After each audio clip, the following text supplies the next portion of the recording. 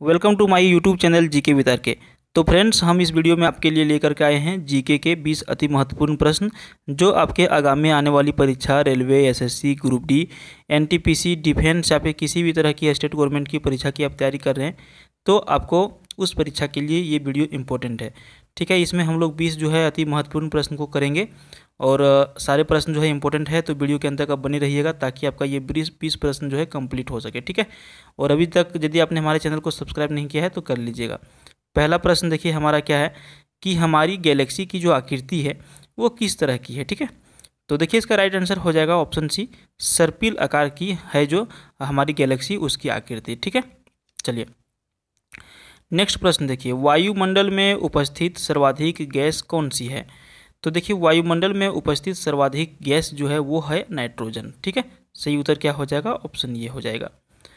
आपका जो अगला प्रश्न है, किस राज्य की तटीय रेखा सबसे छोटी है। आपको बड़ी नहीं पूछा जा रहा है, बड़ी पूछा जाए तो गुजरात हो जाएगा सही उत्तर, लेकिन अगर यहाँ पे पूछा जा रहा है कि छोटी है सबसे किस राज्य की तटीय रेखा, तो इसका सही उत्तर हो जाएगा गोवा। देखिए गोवा एक जो है छोटा सा राज्य है।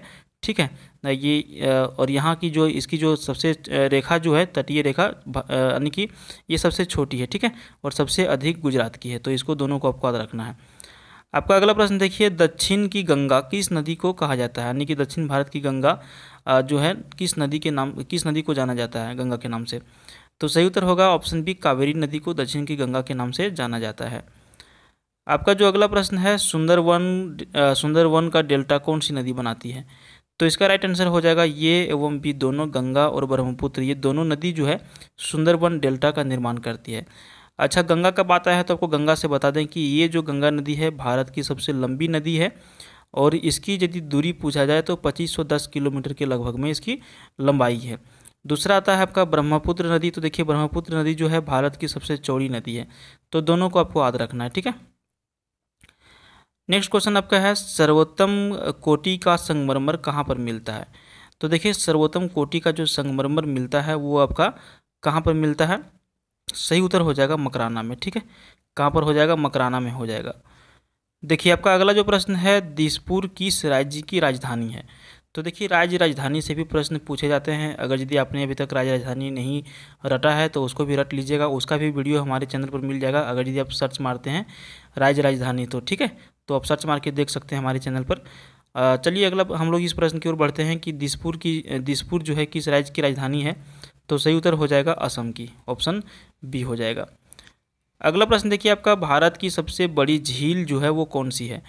तो देखिए भारत की सबसे बड़ी झील है वुलर झील, सही उत्तर ऑप्शन ये हो जाएगा। अगला प्रश्न है, सोने का रेशा किसे कहा जाता है। तो सही उत्तर हो जाएगा आपका ऑप्शन बी, जूट को। जूट जो है इसको सोने का रेशा कहा जाता है। अच्छा, आपको पूछा जाए कि जूट का उत्पादन सबसे अधिक भारत में कहाँ होता है, तो ये आपका होता है पश्चिम बंगाल में। ठीक है, कहाँ पर, पश्चिम बंगाल में भारत में होता है और बांग्लादेश में भी इसका बहुत ज़्यादा उत्पादन होता है जूट का। इसको क्या कहा जाता है, सोने का रेशा कहा जाता है। अगला प्रश्न देखिए, भारत का सबसे लंबा राष्ट्रीय राजमार्ग जो है उसको बताना है आपको कि कौन सा है। तो भारत का सबसे लंबा जो NH है, नेशनल हाईवे जो है, राष्ट्रीय राजमार्ग जो है वो आपका है NH7। ठीक है, NH7 जो है ये भारत का सबसे लंबा राष्ट्रीय राजमार्ग है। आपका जो अगला प्रश्न है, कबीर के गुरु कौन थे। तो देखिए इसका राइट आंसर आपका हो जाएगा ऑप्शन बी, रामानंद। रामानंद जो थे ये कबीर के गुरु थे, कबीर इनको गुरु मानते थे। आपका अगला प्रश्न है, राष्ट्रीय वयोश्री योजना का शुभारंभ कब किया गया था। सही उत्तर हो जाएगा ऑप्शन बी, 1 अप्रैल 2017 को राष्ट्रीय वयोश्री योजना का शुभारंभ किया गया था। देखिए आपका अगला प्रश्न है, वह संविधान संशोधन जिसके तहत GST पारित किया गया था। ठीक है, यानी कि GST देखिए शायद 2016 में GST आया था और ये जो है संविधान में संशोधन करके पारित किया गया था। वही आपको बताना है कि कितने नंबर के संविधान संशोधन किया गया था इसके लिए। तो राइट आंसर हो जाएगा 122वां संविधान संशोधन के तहत GST को पारित किया गया था। अगला प्रश्न आपका है, वर्तमान में राज्यसभा के सदस्यों की अधिकतम संख्या कितनी हो सकती है। वर्तमान के समय में किसके बारे में पूछा जा रहा है, राज्यसभा सदस्यों की संख्या। ठीक है, अधिकतम पूछा जा रहा है कितनी हो सकती है, तो सही उत्तर हो जाएगा आपका ऑप्शन ये 250, ये आपका अधिकतम पॉइंट है। ठीक है, 250 से ऊपर नहीं हो सकता। अगला प्रश्न आपका है, वर्मी कंपोस्टिंग किससे की जाती है। तो देखिए वर्मी कंपोस्टिंग जो है वो आपका कृमि से किया जाता है। सही उत्तर ऑप्शन सी हो जाएगा। देखिए आपका अगला प्रश्न है, निम्न में से कौन सा दर्रा पश्चिमी घाट पर्वतमाला में स्थित नहीं है। तो 4 दर्रा का नाम दिया गया है, वही पूछा जा रहा है कि पश्चिमी घाट पर्वतमाला में स्थित नहीं है, उसमें से आपको एक छांटना है। तो देखिए इसका राइट आंसर आपका हो जाएगा ऑप्शन ये, पिपली घाट जो है ये पश्चिमी घाट पर्वतमाला में स्थित नहीं है, बाकी भोर घाट, थाल घाट और पाल घाट ये तीनों स्थित है। आपका जो अगला प्रश्न है, स्वामी विवेकानंद का मूल नाम क्या था। तो देखिए स्वामी विवेकानंद जो थे इनका मूल नाम जो था वो था श्री नरेंद्र नाथ दत्त। ठीक है, सही उत्तर क्या हो जाएगा, ऑप्शन ये हो जाएगा नरेंद्र नाथ दत्त, ये इनका मूल नाम था स्वामी विवेकानंद का। अगला प्रश्न आपका है, भिलाई लौह इस्पात संयंत्र की स्थापना किस देश के सहयोग से की गई है। तो देखिए भिलाई की जो लौह इस्पात संयंत्र की जो कारखाना है उसको रूस के मदद से किया गया है। ठीक है, रूस की मदद से इसका स्थापना किया गया है। इसको आप हमेशा याद रख सकते हैं भीरू, यानी कि भी से भिलाई और रू से रूस। ठीक है, तो देखिए भिलाई की जो है वो भीरू से याद रख सकते हैं, यानी कि भिलाई जो है रूस की मदद से स्थापना किया गया है। अगला प्रश्न आपका है, कौन सी अक्षांश रेखा भारत के मध्य से गुजरती है।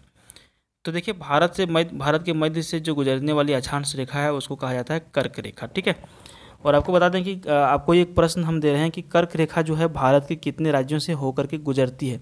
अगर यदि आपको इसका आंसर पता है तो आप कमेंट बॉक्स में आइए और कमेंट करिए कि भारत में जो है कर्क रेखा इतने राज्यों से होकर के गुजरती है।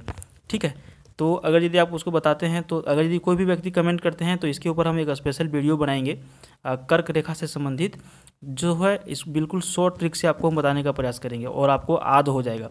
अगर यदि आपको वो वीडियो भी चाहिए तो कमेंट कर सकते हैं कि कर्क रेखा को याद करने का शॉर्ट ट्रिक का वीडियो 2 से 3 मिनट का वीडियो आएगा, लेकिन एक बार अगर यदि आप उसको देख लीजिएगा तो 100% गारंटी आपको देते हैं कि ये ज़िंदगी भर फिर कभी भूल नहीं पाइएगा। तो कितने लोगों को चाहिए होगा आप हमारे कमेंट बॉक्स में लिखिए कि वीडियो आपको चाहिए कर्क रेखा से संबंधित। ठीक है, तो उम्मीद करते हैं कि यदि ज़्यादा कमेंट आता है तो हम वीडियो ज़रूर बनाएंगे। ठीक है, अगला प्रश्न देखिए, तेलों के हाइड्रोजनीकरण में प्रयुक्त उत्प्रेरक जो है वो कौन सा होता है।